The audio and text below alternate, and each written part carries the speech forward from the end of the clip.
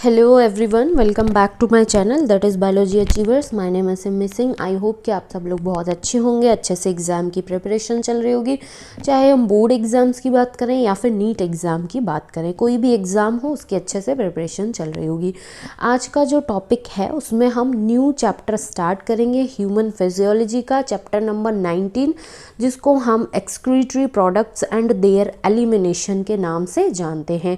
आई hope कि इससे पहले वाला जो चैप्टर था, chapter number 18 body fluids and circulation, वो उसके सारे लेक्चर्स जो हैं वो देखे होंगे, वीडियोस देखे होंगे एंड कंटेंट जो है वो बहुत ही हेल्पफुल रहा होगा। सो ये जो पर्टिकुलर चैप्टर है इसमें हम देखेंगे कि जो एक ह्यूमन बीइंग है या फिर अदर एनिमल्स जो हैं उनके एक्सक्रीटरी सिस्टम जो है उसके बारे में बात करेंगे, बट ह्यूमन बीइंग का जो एक्सक्रीटरी सिस्टम होता है उसका डिटेल में डिस्कशन करना है हमें इस पर्टिकुलर चैप्टर के अंदर।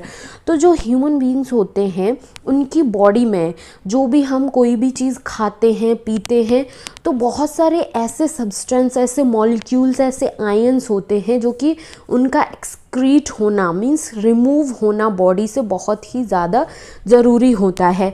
तो ये किस प्रोसेस के थ्रू, कौन सा पर्टिकुलर ऑर्गन सिस्टम जो है हमारी बॉडी का उसमें इम्पॉर्टेंट रोल प्ले करता है एक्सक्रीशन में इन पर्टिकुलर सब्सटेंसेस का, और ये जो सब्सटेंस होते हैं एक्सक्रीटरी प्रोडक्ट जिनको हम बोलते हैं, तो ये कौन कौन से फॉर्म में प्रेजेंट होते हैं हमारी बॉडी में और कैसे इनका एक्सक्रीशन होता है बॉडी से, ये सारी की सारी चीज़ें डिटेल में डिस्कशन करने वाले हैं इस पर्टिकुलर चैप्टर के अंदर। आज का जो वीडियो है वो स्पेशली एक इंट्रोडक्टरी बेस पर रहेगा जिसमें हम इंट्रोडक्शन देखेंगे एंड उसके साथ ही साथ डिफरेंट ग्रुप ऑफ एनिमल्स जो है उसमें जो उनका एक्सक्रीटरी सिस्टम होता है उसके बारे में हम देखने वाले हैं। और नेक्स्ट अपकमिंग वीडियो जो होगा उसमें स्टार्ट करेंगे ह्यूमन एक्सक्रीटरी सिस्टम जो है उसके बारे में डिटेल में डिस्कशन। तो अगर यदि सबसे पहले बात की जाए कि जो एक्सक्रीटरी हम बोल रहे हैं एक्चुअल में, तो ये जो एक्सक्रीशन होता है दैट मीन्स कि रिमूव करना किसी चीज़ को, तो इसकी क्या डेफिनेशन होती है एक्सक्रीशन की। तो अगर यदि हम एक्सक्रीशन जो टर्म है इसको यदि हम ब्रेक करके समझें तो इसमें जो एक्स टर्म है इसका क्या मतलब होता है, इसका मतलब होता है आउट। ये जो क्रीट टर्म होता है इसका मतलब होता है फ्लो। तो कहने का मतलब ये हो गया कि जो एक्सक्रीटरी प्रोडक्ट होते हैं लाइक अमोनिया हो गया, यूरिया हो गया, यूरिक एसिड हो गया, साथ ही साथ कुछ आयंस होते हैं जैसे कि sodium ion, potassium ion, chloride ion, phosphate, sulphate, ये क्या है, ये एक्सक्रीटरी प्रोडक्ट हैं किसी भी पर्टिकुलर ह्यूमन बीइंग की बॉडी के अंदर। तो इनका आउटफ्लो मीन्स बॉडी के बाहर इनका फ्लो होना कहलाता है एक्सक्रीशन। सो अगर यदि हम बुकिश लैंग्वेज में या फिर बुकिश जो डेफिनेशन होती है एक्सक्रीशन की उसकी डेफिनेशन की बात करें तो ये हो जाता है the process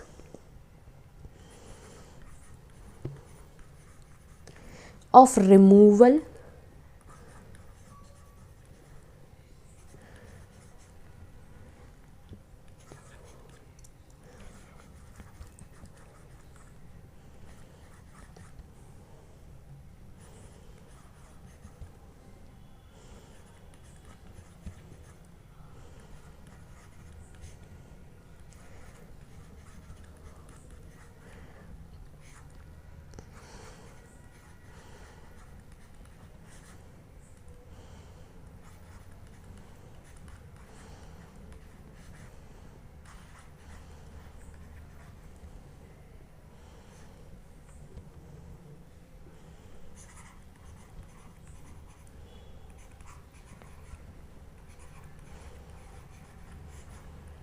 so the process of removal of chemical substance या फिर वेस्ट जो कि मेनली होते हैं nitrogenous waste, from the body. इसको इस पर्टिकुलर डेफिनेशन जो है उसको हम एक्सक्रीशन के नाम से जानते हैं, इस प्रोसेस को जिसमें बॉडी के अंदर से जो नाइट्रोजिनस वेस्ट प्रोडक्ट होते हैं जैसे कि अमोनिया हो गया, यूरिया हो गया, यूरिक एसिड हो गया, इसका जो रिमूवल है, इसका जो आउटफ्लो है, हमारी बॉडी से बाहर निकाल देने का जो प्रोसेस है उसको हम एक्सक्रीशन के नाम से जानते हैं। आई होप कि एक्सक्रीशन जो टर्म है उसका मतलब समझ में आया होगा एंड उसकी डेफिनेशन क्या है वो चीज़ अच्छे से क्लियर हुई होगी। फिर भी अगर कोई डाउट रहता है, कोई क्वेरी रहती है तो प्लीज़ कमेंट सेशन में ज़रूर कमेंट करें। एंड कंटेंट हेल्पफुल रहता है, वीडियो पसंद आते हैं तो प्लीज़ चैनल को ज़रूर सब्सक्राइब करें, वीडियो को लाइक करें एंड अपने फ्रेंड्स के साथ भी ज़रूर शेयर करें। अब चलते हैं हम अपने और आगे की तरफ बढ़ते हैं। सो animals accumulate ammonia, urea, uric acid, carbon dioxide, water and ions like sodium, potassium, chloride ion, phosphate, sulphate. Animals जो होते हैं इन पर्टिकुलर मॉलिक्यूल्स, इन पर्टिकुलर सब्सटेंस जो है उसका एक्यूमुलेट करते हैं उनको या तो मेटाबॉलिक एक्टिविटीज़ के थ्रू या फिर कोई other mechanism like excess ingestion जो है इसके थ्रू इनको एक्यूमुलेट करते हैं। साथ ही साथ क्या होता है कि ये जो सब्सटेंस हैं जैसे कि अमोनिया हो गया, यूरिया हो गया या यूरिक एसिड हो गया, ये क्या है, ये मेजर नाइट्रोजिनस वेस्ट होते हैं जिनका बॉडी के बाहर रिमूवल, एक्सक्रीशन जो है वो होना बहुत ज़रूरी है। So ammonia, urea, uric acid are the major form of nitrogenous waste excreted by animals.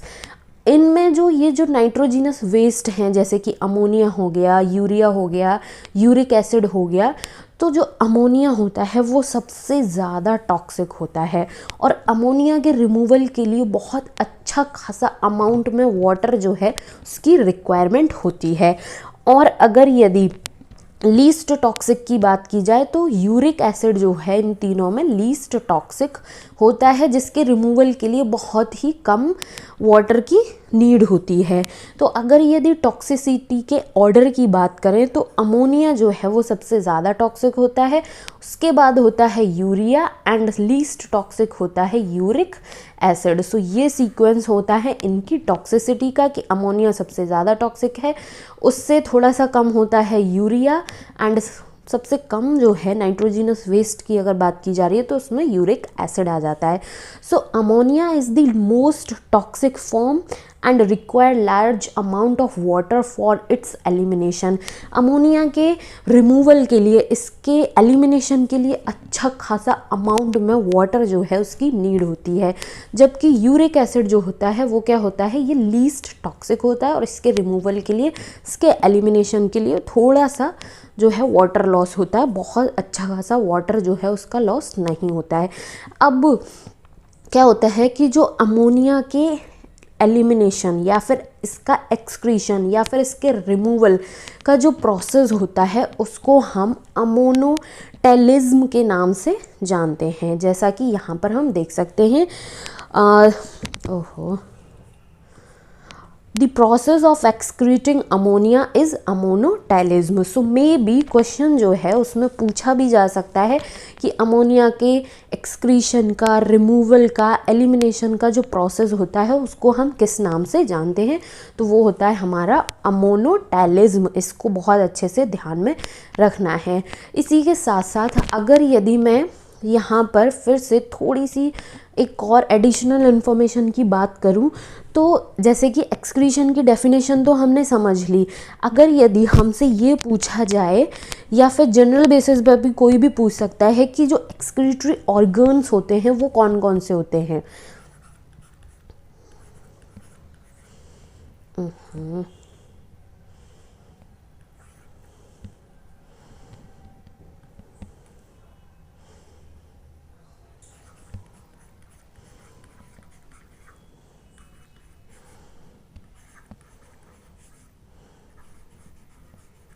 So excretory organs में आ जाता है जैसे कि लंग्स। अगर यदि हम लंग्स को बात कर रहे हैं तो इससे किसका एक्सक्रीशन होता है, कार्बन डाइऑक्साइड का ब्रीद आउट के प्रोसेस में। उसके बाद अगर हम बात करें कि स्किन जो है वो एक एक्सक्रीटरी ऑर्गन है, तो स्किन जो है इससे स्वेट की फॉर्म में वाटर जो है वो रिमूव होता है, एक्सेस वाटर। उसके बाद हम बात करें अगर यदि किडनी की, तो ये ह्यूमन बीइंग का बहुत ही ज़्यादा इम्पॉर्टेंट एक्सक्रीटरी ऑर्गन होता है, जिसके थ्रू क्या होता है, प्राइमरी एक्सक्रीटरी ऑर्गन के नाम से भी हम इसको जानते हैं। और किडनी जो है वो यूरिन का एक्सक्रीशन करने में इम्पॉर्टेंट रोल प्ले करती हैं। उसके बाद लिवर की अगर यदि हम बात करें कि लिवर जो है वो भी एक एक्सक्रीटरी ऑर्गन है, तो लिवर के थ्रू क्या होता है, ये क्या करता है, डिटॉक्सिफाई करता है अमोनिया का, जो कि क्या करता है, अमोनिया को कन्वर्ट कर देता है यूरिया में, और यूरिया जो है वो एक्सक्रीटेड होता है थ्रू यूरिन की फॉर्म में एक्सक्रीट हो जाता है। साथ ही साथ लिवर जो है वो क्या करता है कि जो ब्रेक है डाउन बैड कोलेस्ट्रॉल, कहने का मतलब ये हो गया कि जो हमारी बॉडी में एक्सेस अमाउंट में कोलेस्ट्रॉल है, या फिर अल्कोहल है, निकोटिनिक है, या फिर जो डिफरेंट ड्रग्स होते हैं, इनको ब्रेक करने का काम करता है, और उसके बाद इनका रिमूवल होने में भी इम्पॉर्टेंट रोल प्ले करता है। सो इस तरीके से लंग्स, स्किन, किडनी, लिवर, ये क्या होते हैं, ये हमारे एक्सक्रीटरी ऑर्गन्स होते हैं। सो ये एक एडिशनल इन्फॉर्मेशन है और मे भी बहुत हेल्पफुल भी हो सकती है, क्योंकि एग्ज़ाम में पूछा भी जा सकता है। अब बात आती है कि जो नाइट्रोजिनस वेस्ट हैं, जैसे कि अमोनिया हो गया, यूरिया हो गया, यूरिक एसिड हो गया, तो डिफरेंट ऑर्गेनिजम्स जो हैं इनको रिमूव करते हैं। बहुत सारे ऐसे ऑर्गेनिज्म हैं जो कि अमोनिया जो है उसको अमोनियम आयन की फॉर्म में एक्सक्रीट करते हैं अपनी बॉडी से। सो उसको हम उन पर्टिकुलर एनिमल्स को किस नाम से, किस टर्म से जानते हैं, ये देखते हैं। सो सबसे पहला टर्म जो है अमोनोटैलिक। तो अमोनोटैलिक वो ऑर्गेनिज्म होते हैं जो अमोनिया को अमोनियम आयन की फॉर्म में बॉडी से एक्सक्रीट करते हैं, जैसे कि बोनी फिशेस हो गए, एक्वाटिक एम्फीबियंस हो गए, या फिर एक्वाटिक इंसेक्ट की अगर बात की जाए तो ये एक ग्रुप है पर्टिकुलर एनिमल्स का जो कि अमोनिया को अमोनियम आयन की फॉर्म में बॉडी से एक्सक्रीट करता है, जिनको हम अमोनोटैलिक के नाम से जानते हैं। ये जो 3 टर्म हैं, अमोनोटैलिक, यूरियोटैलिक, यूरिकोटैलिक, ये बहुत ज़्यादा इंपॉर्टेंट होते हैं विद एग्जाम्पल, क्योंकि इससे रिलेटेड क्वेश्चन जो है वो पूछ ही लिया जाता है। सो सबसे पहला है अमोनोटैलिक। अमोनोटैलिक में क्या होता है, excrete ammonia bye diffusion across body surface और थ्रू गिल्स सरफेस, जैसे कि फिशेस की बात की जाए, एज अमोनियम आयन। सिंपल सी लैंग्वेज में समझते हैं कि वो ऑर्गेनिज्म जो अमोनिया को अमोनियम आयन की फॉर्म में बॉडी से एक्सक्रीट आउट करते हैं, उनको हम अमोनोटैलिक के नाम से जानते हैं। इसके एग्जाम्पल्स में आ जाते हैं बोनी फिशेस हो गए, एक्वाटिक एम्फीबियंस हो गए, एक्वाटिक इंसेक्ट हो गए।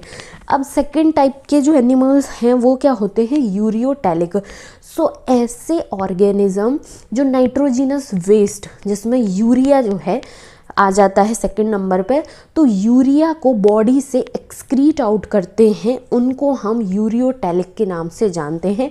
तो इसमें क्या क्या आ जाते हैं, मैमल्स होते हैं, बहुत सारे टेरेस्ट्रियल एम्फीबियंस भी आ जाते हैं, मराइन फिशेस जो हैं वो भी इसमें आ जाती हैं, जो कि यूरिया की फॉर्म में नाइट्रोजिनस वेस्ट जो होता है बॉडी का उसको एक्सक्रीट आउट करती हैं, जिनको हम यूरियोटैलिक के नाम से जानते हैं। उसके बाद आ जाता है यूरिकोटैलिक।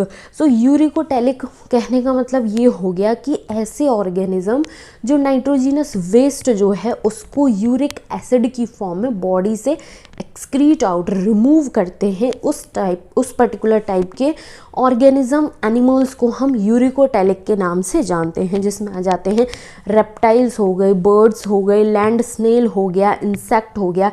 अब ये जो यूरिक एसिड है उसको पैलेट और पेस्ट जो होता है उसकी फॉर्म में एक्सक्रीट करते हैं with minimum loss of water. बहुत ही कम वाटर का लॉस होता है इस फॉर्म में। जैसे कि रेप्टाइल्स की अगर हम बात करें तो सबने लिजर्ड जो है, छिपकली जो है, अपने घर में कहीं ना कहीं देखी होगी। स्पेशली जब बारिश का टाइम होता है तो बहुत छोटे छोटे कीड़े जब लाइट पर आ जाते हैं, ट्यूब लाइट पर, तो वहाँ पर जो लिजर्ड होती है, छिपकली जो होती है, वो चिपकी रहती है, वहीं पर खाती है और उसके बाद अपना वेस्ट जो है, नाइट्रोजिनस वेस्ट जो बॉडी का है, यूरिक एसिड जो है उसको रिमूव करती है एक पैलेट और एक पेस्ट की फॉर्म में। तो ये चीज़ सबने देखी होगी, फेस की होगी। सो ऐसे ऑर्गेनिज्म को हम यूरियोटैलिक के नाम से जानते हैं। आई होप कि अमोनोटैलिक, यूरियोटैलिक, यूरिकोटैलिक जो टर्म्स हैं उनमें कोई कन्फ्यूज़न नहीं होगा एंड ये कॉन्सेप्ट भी अच्छे से समझ में आया होगा। अब बात करते हैं कि जैसे डिफरेंट ग्रुप ऑफ एनिमल्स है, वर्टिब्रेट्स की बात की जाए, इनवर्टिब्रेट्स की बात की जाए, तो इनके एक्सक्रीटरी ऑर्गन जो हैं वो क्या होते हैं, ये चीज़ हमें देखनी है, क्योंकि मे भी इससे भी क्वेश्चन पूछा जा सकता है और ये बहुत ही ज़्यादा इम्पॉर्टेंट पार्ट भी है हमारे सिलेबस का। सो अगर यदि हम मोस्ट जो इनवर्टिब्रेट्स होते हैं उनकी बात करें, तो जो मोस्टली इनवर्टिब्रेट्स होते हैं उनका एक्सक्रीटरी सिस्टम जो है वो बहुत ही सिंपल ट्यूब्यूलर स्ट्रक्चर होता है, जबकि जो वर्टिब्रेट्स होते हैं उनका एक्सक्रीटरी सिस्टम जो है वो कॉम्प्लेक्स ट्यूब्यूलर स्ट्रक्चर होता है, जैसे कि किडनी। ठीक है, अब जब हम ह्यूमन एक्सक्रीटरी सिस्टम पढ़ेंगे नेक्स्ट वीडियो में, तो वहाँ पर किडनी जो है उसका पूरा डिटेल में डिस्कशन करने वाले हैं, उसका स्ट्रक्चरल ऑर्गेनाइजेशन क्या है और फिर कैसे किडनी के थ्रू यूरिन का फॉर्मेशन होता है और यूरिन जो है वो कैसे पास होता है, ये पूरा का पूरा डिटेल में डिस्कशन करने वाले हैं। सो वर्टिब्रेट्स का अगर एक्सक्रीटरी सिस्टम की बात की जाए तो वो कॉम्प्लेक्स ट्यूब्यूलर ऑर्गन होता है जिसको हम किडनी के नाम से जानते हैं। इनवर्टिब्रेट्स में ये बहुत ही सिंपल ट्यूब्यूलर स्ट्रक्चर होता है। कुछ ऐसे एनिमल्स होते हैं जिनमें प्रोटोनेफ्रिडिया और फ्लेम सेल्स जो हैं वो एक्सक्रीटरी स्ट्रक्चर, एक्सक्रीटरी सिस्टम होता है। जैसे कि में एग्जाम्पल की बात की जाए तो प्लेटीहेल्मिन्थ्स, जैसे कि फ्लैटवर्म प्लेनेरिया जो है, इसका एक्सक्रीटरी सिस्टम क्या होता है, जिसको हम प्रोटोनेफ्रिडिया या फिर फ्लेम सेल्स के नाम से जानते हैं। रोटिफर्स जो होते हैं या फिर कुछ एनिलिड्स हो गए या फिर सेफेलोकॉर्डेट जैसे कि एम्फिऑक्सिस, ये पर्टिकुलर ग्रुप है एनिमल्स का जिनका एक्सक्रीटरी सिस्टम या फिर एक्सक्रीटरी ऑर्गन जो है वो क्या होता है, प्रोटोनेफ्रिडिया और फ्लेम सेल्स। उसके बाद अगर यदि हम अर्थवर्म के केस की बात करें, तो अर्थवर्म का जो एक्सक्रीटरी सिस्टम होता है वो ट्यूब्यूलर स्ट्रक्चर होता है जिसको हम नेफ्रिडिया के नाम से जानते हैं। और साथ ही साथ कुछ एनिलिड्स जो हैं उनमें भी nephridia as a excretory structure, excretory organ के रूप में प्रेजेंट होता है। ये जो नेफ्रिडिया है, एक्सक्रीटरी स्ट्रक्चर, एक्सक्रीटरी सिस्टम जो हम बोल रहे हैं, ये क्या करता है, हेल्प करता है remove nitrogenous waste and maintain a fluid and ionic balance. So nephridia जो प्रेजेंट होता है अर्थवर्म में या फिर कुछ एनिलिड्स में, ये क्या करता है, नाइट्रोजिनस वेस्ट जो है इन पर्टिकुलर ऑर्गेनिज्म की बॉडी में उसको तो रिमूव करता है, साथ ही साथ जो फ्लूइड और आयनिक बैलेंस जो होता है, दैट मीन्स कि ऑस्मो रेगुलेशन जो है, स्टेडी स्टेट जो है, उसको भी मेंटेन करने में इम्पॉर्टेंट रोल प्ले कर रहा होता है। उसके बाद कुछ क्या कहते हैं एनिमल्स आ जाते हैं जिसमें मालफीजियल ट्यूब्यूल्स जो है वो as a excretory structure, excretory organ present होता है। So Malpighian tubules are the excretory structure of most of the insect including cockroaches. So जितने भी मोस्टली जो इंसेक्ट होते हैं इंक्लूडिंग कॉकरोच, उनका एक्सक्रीटरी ऑर्गन, एक्सक्रीटरी सिस्टम जो है वो क्या होता है, मालफीजियल ट्यूब्यूल। अब मालफीजियल ट्यूब्यूल जो है वो किस में इंपॉर्टेंट रोल प्ले करता है, removal of nitrogenous waste and osmoregulation को मेंटेन करने में इंपॉर्टेंट रोल प्ले कर रहा होता है।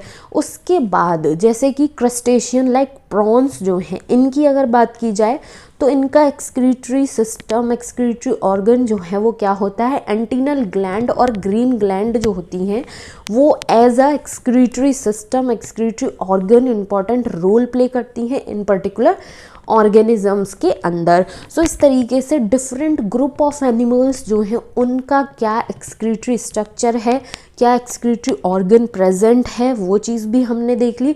सो ये होता है हमारा इंट्रोडक्टरी पार्ट जो है कंप्लीट। इसके बाद डिटेल में जो हमें पढ़ना है वो पढ़ना है ह्यूमन एक्सक्रीटरी सिस्टम के बारे में, जो कि हम कल से, दैट मीन्स कि नेक्स्ट वीडियो जो होगा उसमें स्टार्ट करने वाले हैं ह्यूमन एक्सक्रीटरी सिस्टम के बारे में। आई होप कि ये जो इंट्रोडक्टरी वाला पार्ट है वो अच्छे से समझ में आया होगा, सारे टर्म्स जो हैं उनका मतलब समझ में आया होगा। फिर भी अगर यदि कोई कन्फ्यूज़न रहता है, कोई क्वेरी रहती है, तो प्लीज़ कमेंट सेक्शन में ज़रूर कमेंट करें एंड चैनल को ज़रूर सब्सक्राइब करें, अपने फ्रेंड्स के साथ भी वीडियो जो है उसको शेयर करें। Thank you so much for watching.